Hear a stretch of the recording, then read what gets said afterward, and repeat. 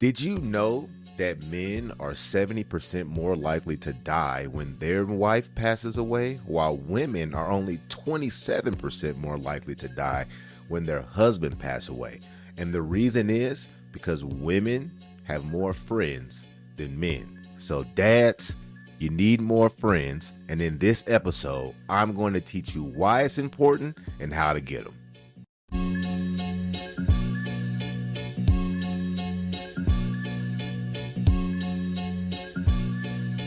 Hey, fellow dads, welcome to the Dad of All Things podcast, where we are dadly motivated to be better parents, husbands, and men. I'm your host, Gerald, Mr. B. Paz Mays, a father of four beautiful children close to being grown, ages 22, 19, 18, and 14. I've been married for 17 years and we've been together for 20. My wife and I have a blended family, which means she came with one and so did I. So if you're trying to do the math as to how we can have a kid that's 22 and be together for only 20 years, then that is why. We are blended as they come. As a husband and a father, I've hit so many roadblocks, reroutes, and if I'm being honest, utter devastation. But I'm here talking to you confidently because I've overcome a lot in my life as dad, as babe, and as Gerald. Those things that I've learned along the way, I feel that you would benefit from. And if you are, and if you do, I hope that you would consider liking and subscribing to this podcast as well as providing a review or comment wherever you listen to podcasts. Today, we are talking about the power of friendships and the necessity that all of us dads have in acquiring them and maintaining them. This is separate from romantic relationships. So we're not talking about love. In America, we have 100% over sensationalized the romantic side of the relationship. But for men, the relationship that they have with their wife, almost dominates the amount of relationships that they have. And that's only one person. The difference between men and women, as I stated in the teaser, is that women have done an excellent job of establishing relationships away from their husband, platonic relationships. You can go on to your social media platform right now and see the countless women who are Sunday brunching and Tuesday brunching and Thursday meetups for drinks and Friday nights, girls' nights and girls' trips, and men don't do shit. They get up, they go to work, and they come home and tend to their children and their wife. No friends in between. And this podcast is definitely going to be an eye opener because it is important that you have friends. It's not even, I won't even say that this is something that you should look into. You, as a dad, if you want to be the best dad that you can be, you need at least 1 to 3 friends that you can just be your first name.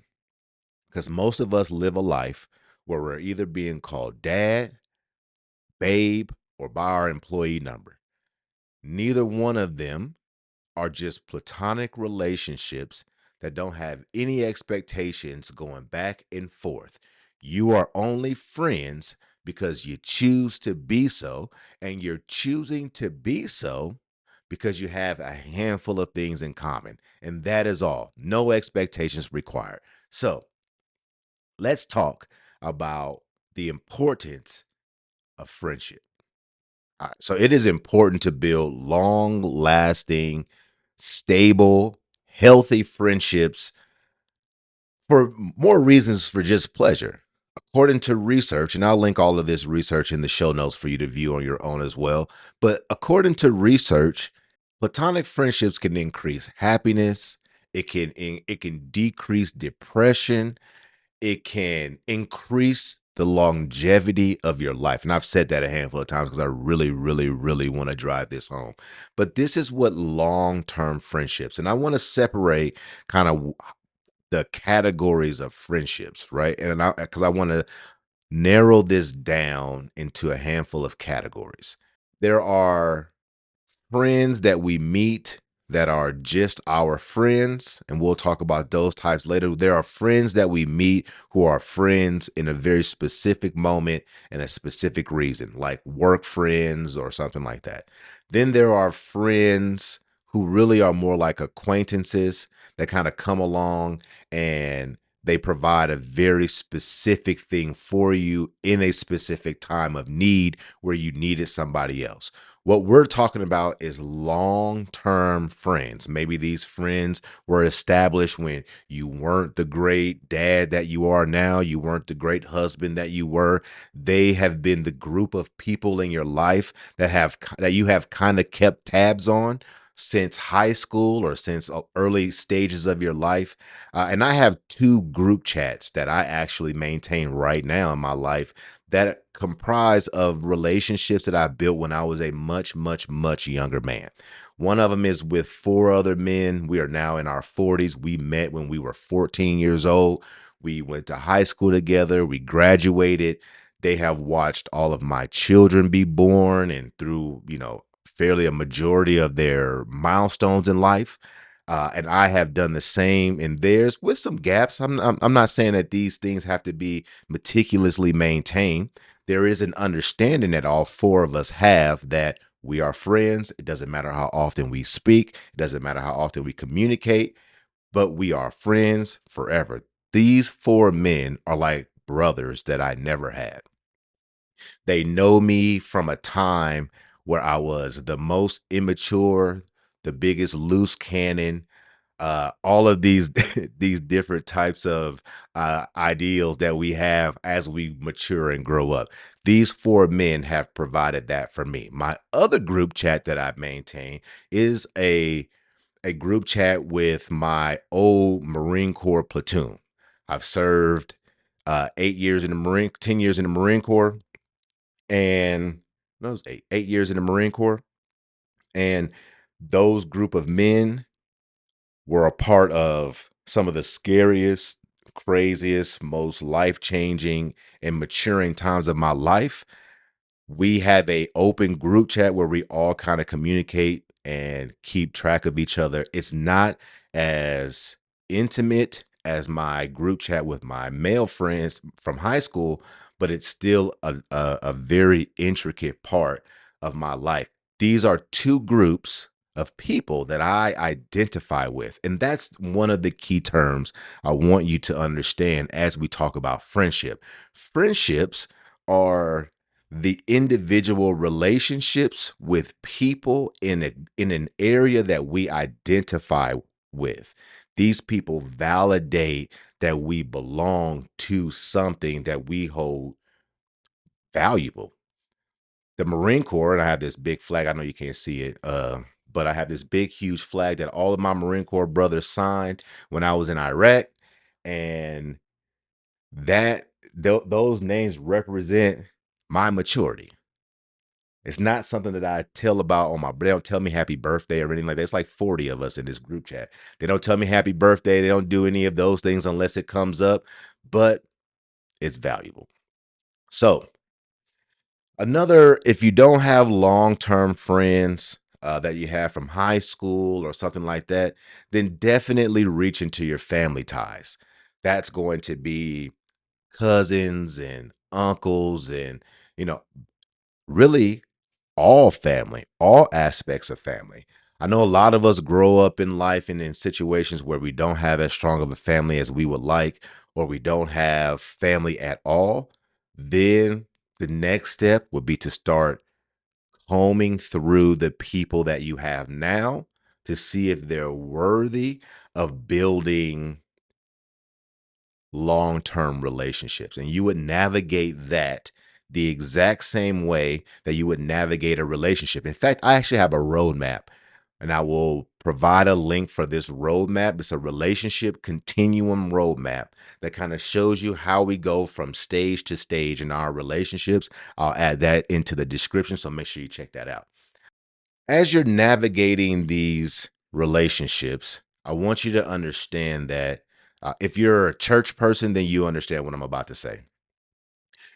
Things happen in seasons.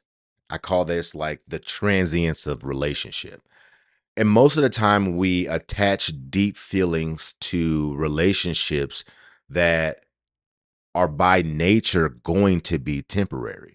For example, all of your work relationships or sports relationships. Maybe you have a group of people that you interact with and you guys are all fans of the same team, or you all support the same thing, or you all like anime, or you all work together. But as soon as you stop working together, then you're essentially no longer friends. From a personal standpoint, that has been the hardest thing for me to deal with. And I'll give you an example. Every stage of my life, I feel I overcommit, get fully absorbed in the culture, and then for some reason, the culture breaks, whether that is because of me or because of some external situation. When I was a very young father, I started going to a church. And in this church, I tried to assimilate to the best of my abilities. I try to, really, really nurture the relationships and friendships that I was building within those church walls. And then when something happened in the church and the church ultimately split, I kind of was depressed because some of those people that I thought I built relationships with didn't talk to me anymore, and simply didn't talk to me out of not because I was a bad person or whatever it may be, but just simply because they no longer attended that church. I also have the same in regards to some friendships. I had an old boss at my last job. She was a real close friend of mine. Me and a friend of mine helped her move and everything else. And when I left my old job, we hugged and we said we'd keep in touch and be friends and continue whatever relationship that we were building. And I haven't heard from her essentially since I left that job. And don't get me wrong, I am not saying this like people are doing this uh people are doing this intentionally. uh, I'm saying that this is the ebbs and flows of what it is to build relationships. So be mindful of the relationships that you build, in these transient environments. I mean, because all of them aren't bad. I have one friend in particular that I met at my old job. His name is Ben, and we are still friends today. We haven't worked in the same place for at least 4 or 5 years, but we speak to. He's actually on my calendar every single month to give him a phone call and just chat, make sure he's okay, make sure that his day is all right, make sure his month has been okay. Because his friendship is valuable to me. And that's what I want you to start thinking about as you're building in these pieces of relationship, of friendships, is that they have to be valuable to you. I don't want to I don't want to overcomplicate this and make you feel like you have to go out and find X amount of long term friends and one romantic relationship and several transient friendships at your workplace or your social groups or soccer club or your softball games that you do in the evening times. I'm not saying that. I'm not trying to create it competition. I'm not trying to create any unnecessary bullshit in regards to that. I want this to be as simple and as easy as possible. I want you to understand that research suggests that maintaining any friendship at any age will give you the nurturing benefits in life that us as dads need. The key point behind this is that men, just like you, don't have friends. Want to say that again? Men, just like you, don't have friends. And because we don't have friends, we are less connected. We are less happy. We are more stressed, more depressed, and we have a lesser quality of life. So it is extremely important that you go out here into this world and you get you some freaking friends. If you don't know where to get friends, then I have a solution for you. Solution number one: join the Good Dads Club Facebook group. We are a very small club right now. I think we only have like 111 members. And if I'm being honest, maybe like 8 to 10 of us talk. We would love to have you be the ninth or 10th member of our 113 to communicate and start to build relationships so that we can support each other on this journey that we call dadding. Number two, join my newsletter. Get the tips and the research that I have found that makes us better parents, husbands, and men. That also is tied to the support group that you can begin to make friends for yourself. Look, and step three, reach out to me personally. I will be your friend. And look, I'm not even going to lie, I need friends. These videos are for me so that I can remember that I have to do better at building friendships because they make me happier, less depressed, less stressed, and I also get to live longer. So, if you're down for living longer, I'll put all of my contact information on how you can reach me in the descriptions below, including the Facebook group and everything else. And you go out there and you start making friends because you having friends make you a better dad. Y'all have a great day. Make sure you like and subscribe to the podcast and give us a review anywhere you listen to podcasts. I'm Gerald, Mr. B. Paz Mays with the Dad of All Things podcast. I can't wait to hear from you next week.